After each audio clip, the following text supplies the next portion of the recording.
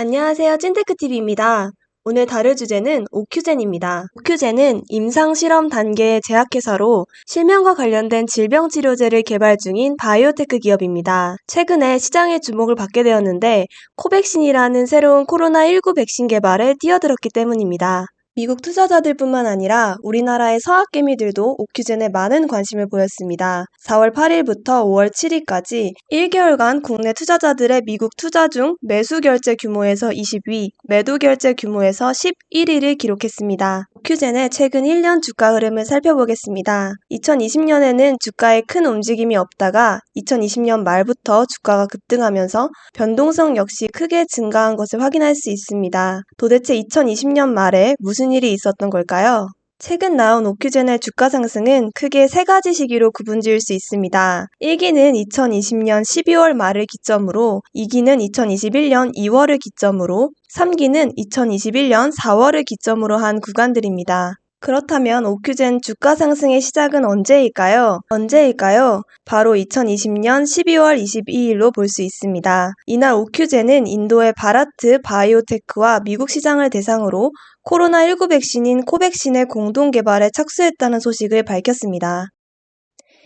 2022년 12월 22일 당시 미국 FDA에서 승인을 받은 백신은 화이자와 모더나 백신 2개뿐이었습니다.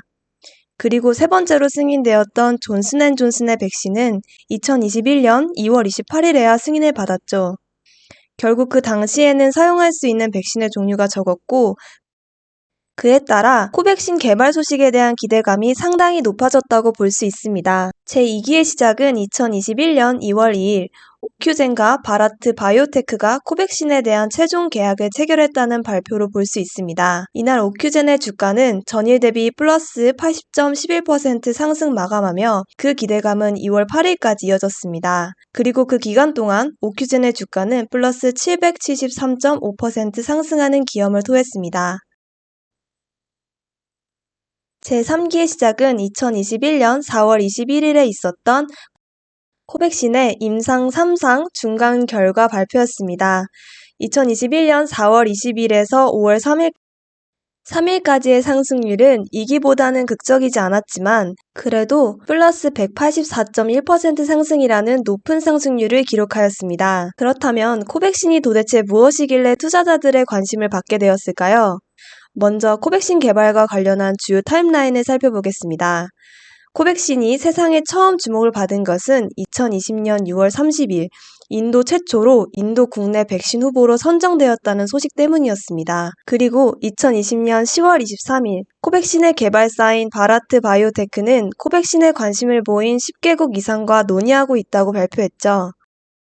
그리고 2020년 11월 16일 인도 내에서 임상 3상 시험을 시작한다고 밝혔고 다음 달인 12월 7일에는 인도 정부의 코백신의 긴급 사용 승인을 신청했습니다.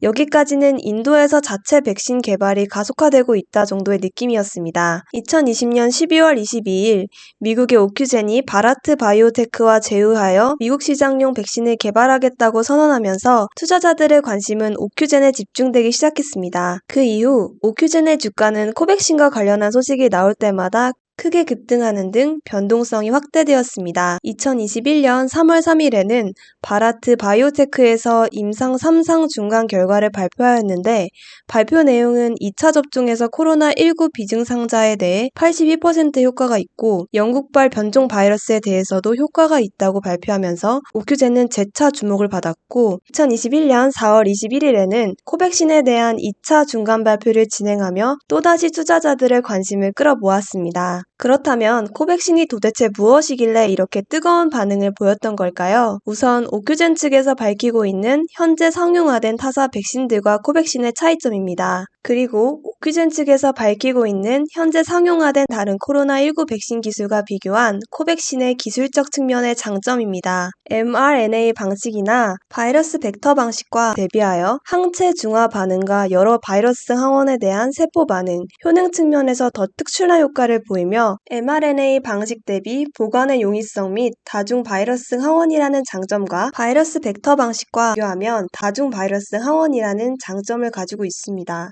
여기까지만 보면 오큐젠은 코로나19 백신 회사처럼 보이겠지만 사실 오큐젠은 안과 질환 관련 파이프라인이 주력인 기업입니다.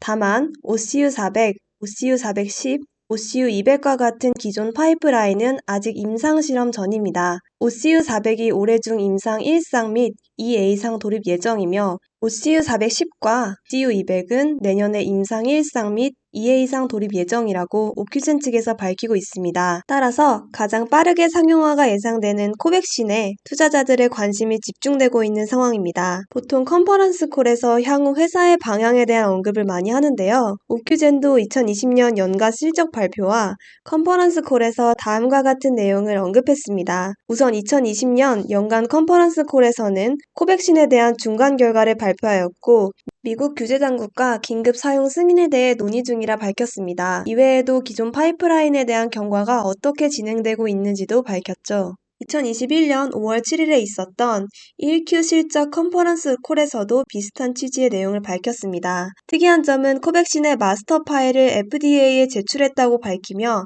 긴급 사용 승인 절차 진행 상황을 업데이트한 점과 회사가 갖고 있던 보통주를 매각하여 1억 달러를 유치, 인력을 충원하며 미국 내 코백신 생산 및 유통을 준비하는 모습을 보이고 있습니다. 오큐젠의 리스크 요인에 대해 점검하도록 하겠습니다. 현재 오큐젠의 주가는 코백신으로 등락을 보였기 때문에 리스크 요인 역시 코백신에 주목할 필요가 있습니다. 첫 번째 리스크 요인은 코백신이 미국에서 긴급 사용 승인이 되지 않을 경우입니다. 오큐젠과 바라트 바이오테크가 맺은 계약은 오큐젠의 코백신이 미국 내 판권과 관련된 부분이었기 때문에 코백신이 미국에서 보급되지 않는다면 오큐젠은 코백신에 대한 이득을 많이 얻을 수 없는 상황입니다. 이 경우 코백신에 대한 기대감으로 유입되었던 투자자들이 급속히 빠져나가면서 오큐젠 주가의 리스크 요인으로 작용할 수 있습니다.